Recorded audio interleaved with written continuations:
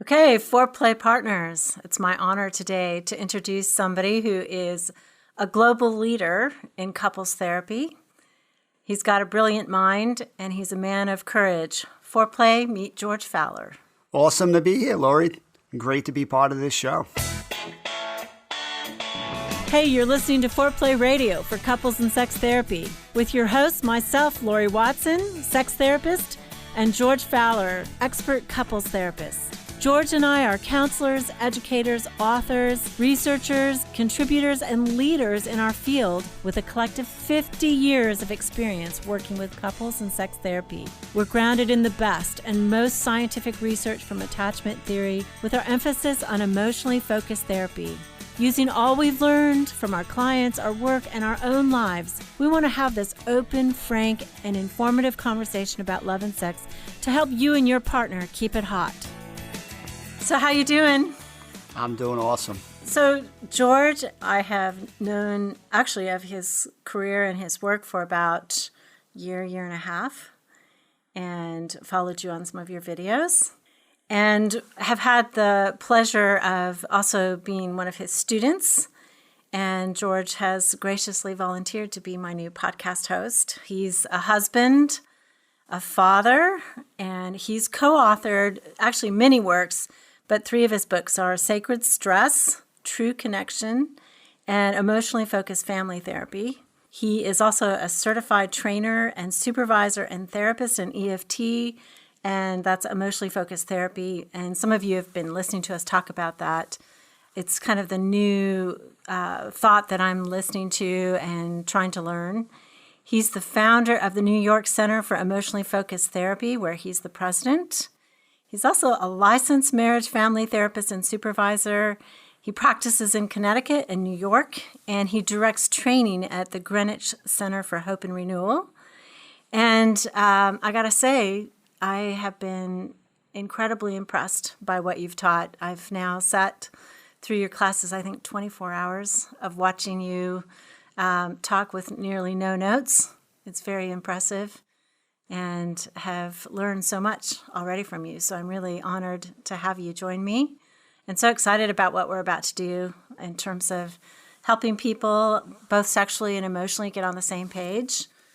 I think that we have a lot together to learn from each other, especially about kind of blending our theory so that we can also potentially help therapists as well. I know that you are bringing the EFT family hopefully today to listen to us. That's exciting. All right. Well, the feelings are mutual, Laurie, and it's a privilege to be here. It's funny to listen to someone else read out a resume of things I've done, and yet I can't get my kids to listen to me or fight with my wife as much as anybody else. And we really truly are in this mess together. That's why it's so refreshing to have a forum where we could just normalize a lot of these struggles that we all have and find some ways of just strengthening the bonds that we're all looking to protect. Yeah, I agree. So George, I want you to tell people like the story about how you got into couples therapy and how you started this whole thing, where you come from. I want to know your whole story.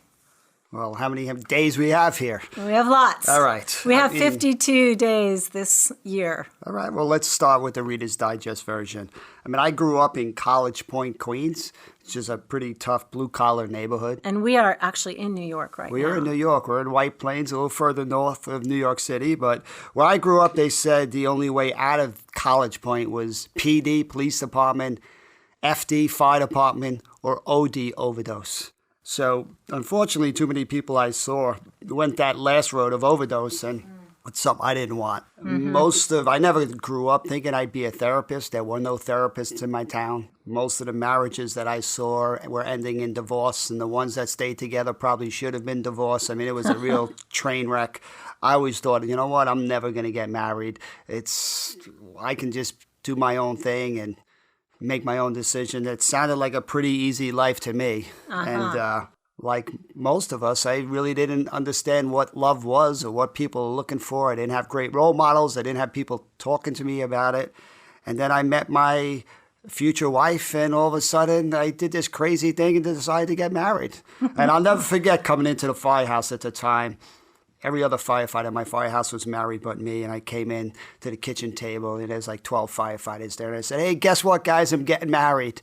You know, What'd they expected say? them to be all excited. They were like, don't do it, what are you, crazy, and all this kind of,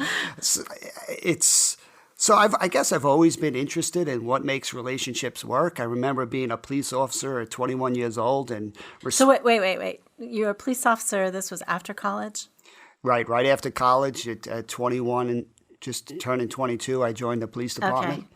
And then I spent 3 years on the police department, and I transferred over to the fire department and did another 18 years in the fire department. Wow, 18 years. I didn't know you were there. And then eventually you were a lieutenant there, right? Yes. So you worked your way up.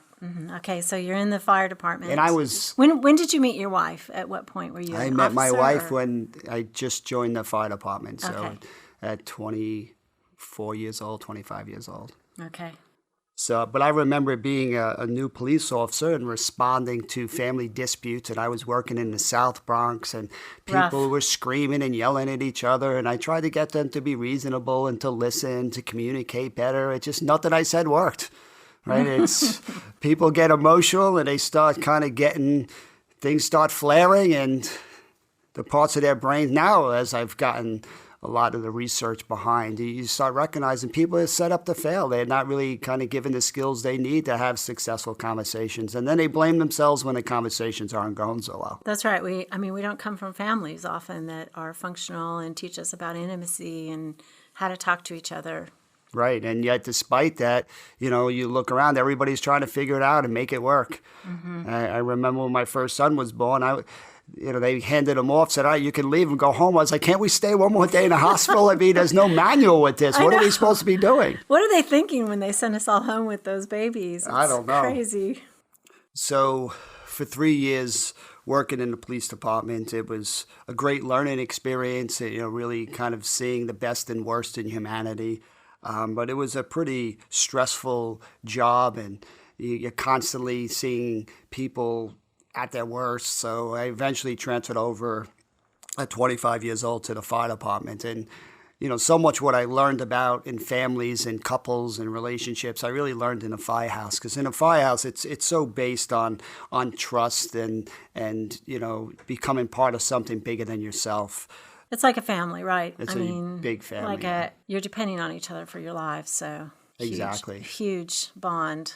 And because I was interested in helping people and psychology, I decided to go back to graduate school in the fire department. And I figured, hey, I'd have a nice career once I retired in 20 years, and I could do something else. I like self-help books. I like understanding why people do what they do. I never thought I'd work with firefighters because they don't talk about their feelings. That's true. I mean, firefighters, officers, police officers, they're tough to get into treatment, and they need it because they have so much trauma and stuff that they're dealing with.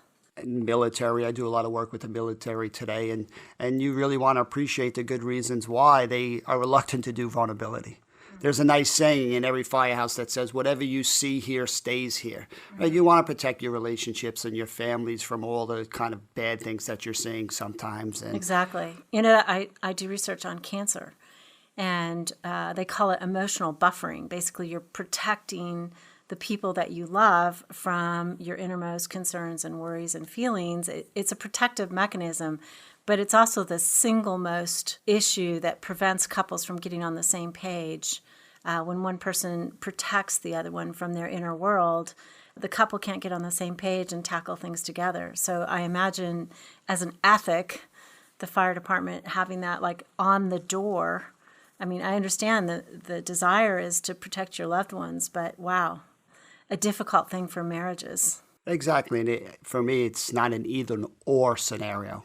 It's about flexibility. You do need to protect your family from some of what you see, but you can't totally shut them out. And it's about finding that healthy balance of engagement. Mm-hmm. So in my firehouse, my plan was to keep it a secret, and I was going back to school to study psychology. And like any family, I knew the secret was out when I came into the office one day to change. I went up to my locker and they had spray painted my locker with flowers.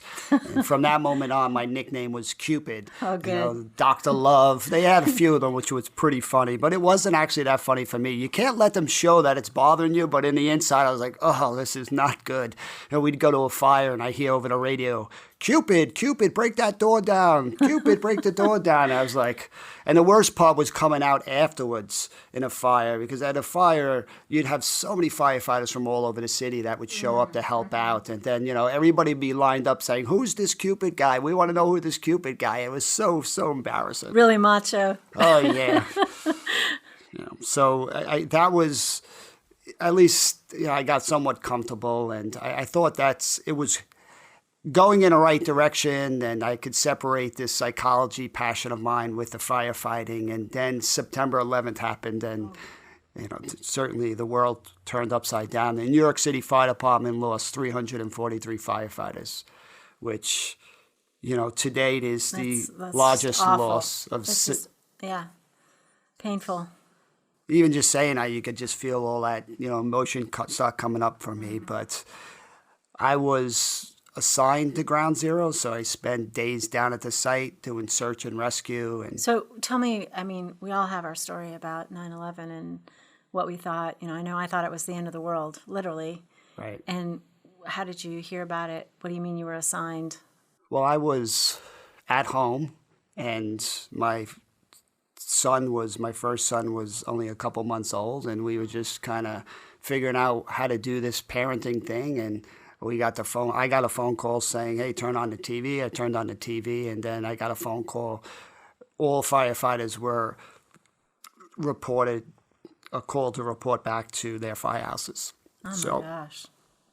I can still remember the scene now of just needing to drive away, my wife crying with my baby crying, and they're sitting on the lawn, and I'm like, you know what? We have to go in.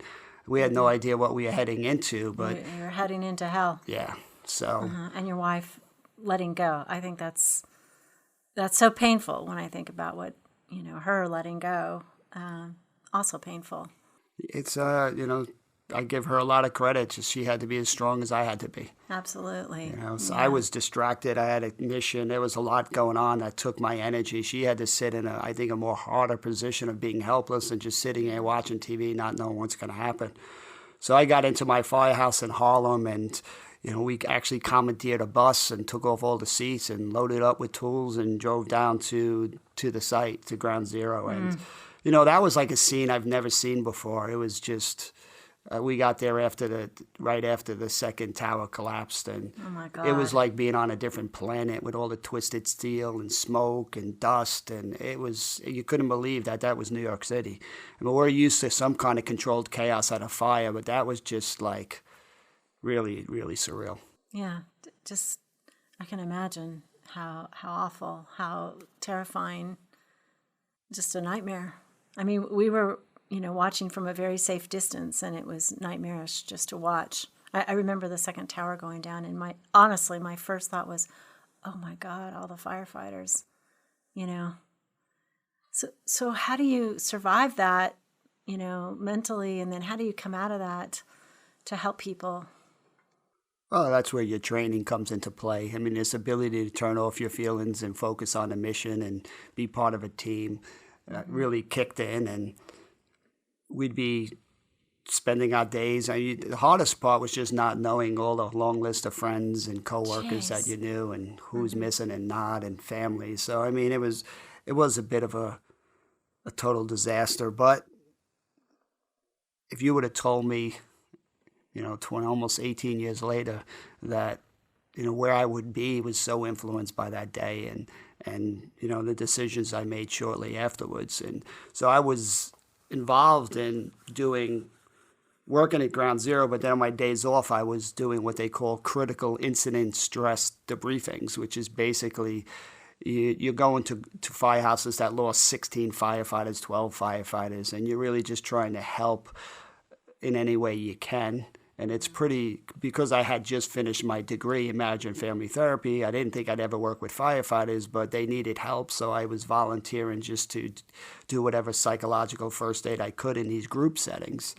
And what we'd expect to see after any disaster, an increase in alcoholism, acting out behaviors, violence, post-traumatic stress, anxiety, depression.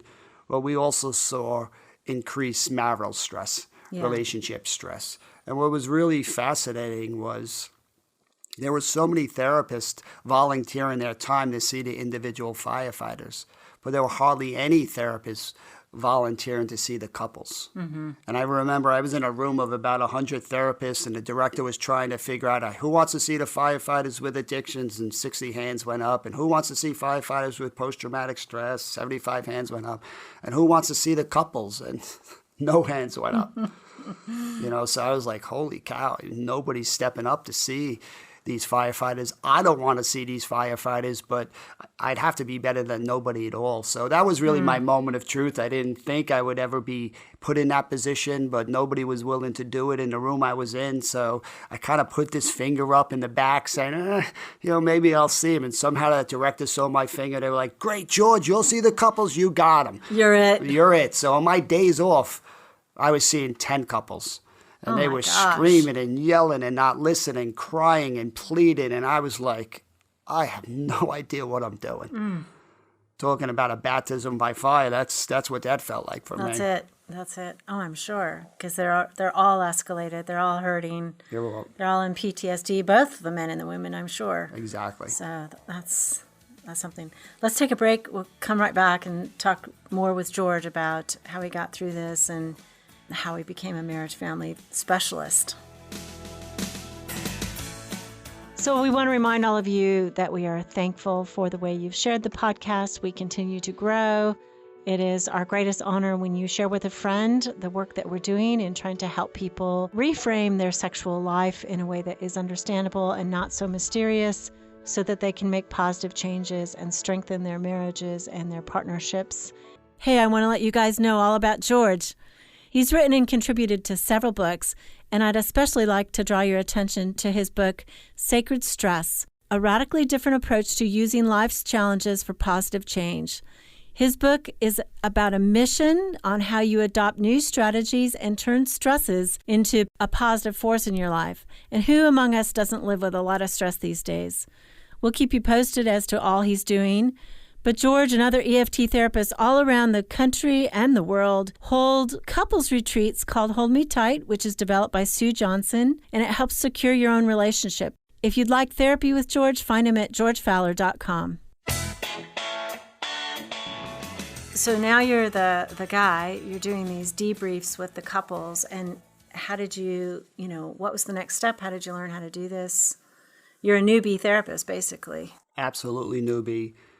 Clueless is what I felt like. I really wanted to quit, but there was nobody else willing to step up and to kind of jump up. So I decided, I reached out to Sue Johnson. I remember reading an article in my graduate program about emotionally focused therapy, and I said, hey, listen, they seem to have a way of organizing this drama. I need some help. So I shot her an email saying, hey, can you help me out?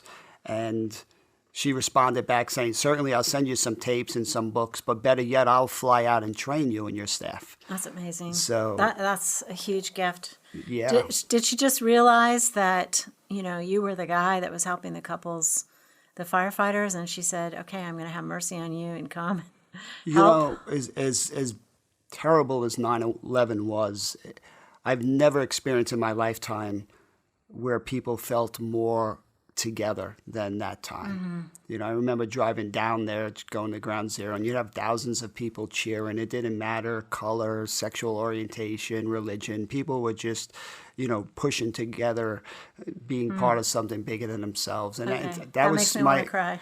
Oh, it makes me too, because it was just so touching. I can get goosebumps just recognizing it. It wasn't big egos. It wasn't.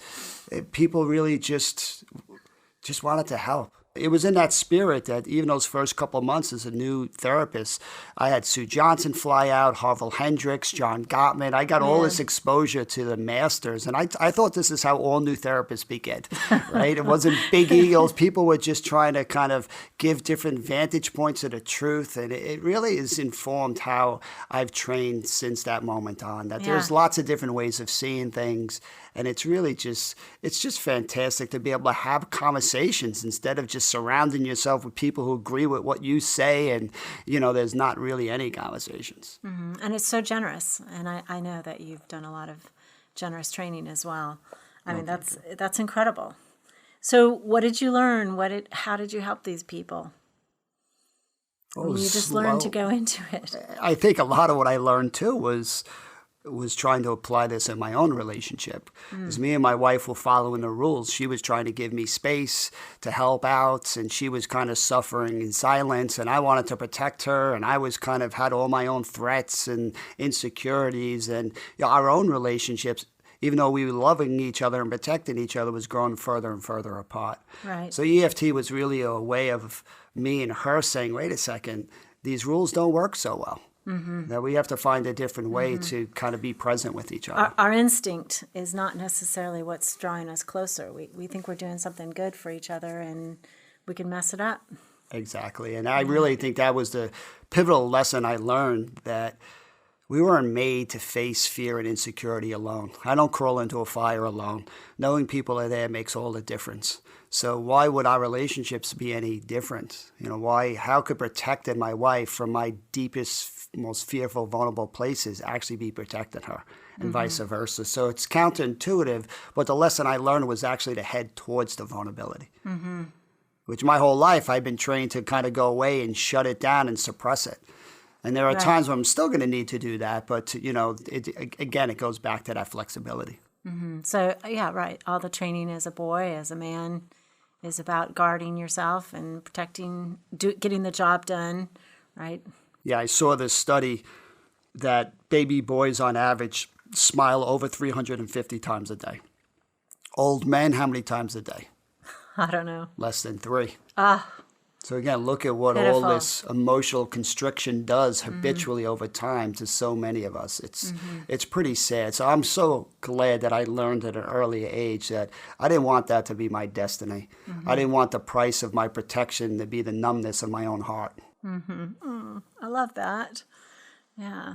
And I think that's a lot of why I'm grateful that you've joined me, because I really feel like as I've listened to you, you bring this perspective that is so freeing to men, how to be manly and open and vulnerable. I mean, I think, what you bring is going to be very powerful for us. Talk about, what did you learn from Sue Johnson? And tell people who Sue Johnson is. We've talked about her before, but Sue, so... Sue is a character. I mean, you could Google and get all the professional resume, but just as a person, she's got a huge heart, and she's got a brilliant mind, and she has a passion very similar to mine. She grew up in England in an environment that people struggled in their relationships, and she didn't know why, and she just got curious and started trying to pay attention. So what I loved about her work is how she came up with this model is just videotaping her couples fight and make up, and just notice these common themes. That it's so often couples get stuck in these patterns of trying to protect themselves, and yet that protection comes at such a heavy cost of creating more and more distance in their relationship. So the only difference between the best couples on the planet and the couples who don't make it is one thing: this ability to repair, this ability to notice distance and be able to bridge it. To be able to get back on track. Exactly. Because we're all going to mess up, right? I still fight with my husband, but it's getting back on track. And I think doing that faster is kind of my own measure of success. The goal isn't perfection, it's just being good enough. So having her at that critical time really helped me not get lost in all the trauma and all the noise and all the chaos, to start saying, hey, listen, every one of these couples has a choice. Are they going to head towards each other with the stuff that's on their plate that they're dealing with? Or are they going to protect themselves and grow further apart? So the simplicity of the model really resonated, because there was too much going on in my own life and around the couples I was working with. And before you know it, I started to see progress and transformation in places that, there was a lot of bleakness. And people around me started noticing, what is going on in George's office, that there's such breakthroughs happening. And, it really set me on this trajectory where, Today I get a chance to travel all over the world, and I'm in different languages with translators, and I kind of have to laugh, like, how does this blue-collar boy from Queens who didn't do emotions is somehow in Russia or Israel or Brazil or different places trying to talk about feelings and vulnerability? It's quite remarkable. And I think what's true is that this transcends language and culture, right? The need that we have to be deeply connected to another person is beyond that, and you're tapping into it and helping people get connected. That's what's so cool about what you're doing. Precisely, and certainly we want to respect the differences of culture and how that informs how we see the world. But, there's more that unites us and we have in common than what separates us. So when you start saying, hey, in this culture, they don't do vulnerability, they don't express their feelings, or they can't touch, yet before you know it, they're having a very similar conversation as me and my wife, and they just want to be seen and loved and cherished and be that special person. And, when you start seeing people head towards each other and feel a confident yes to that answer, their lives become much safer. Yeah, that's awesome. Well, we're going to head toward this conversation, and we're going to talk about sex and relationships and why do this? Why do you want to talk about sex too? What's important about that to your work, and how are we going to help people with this?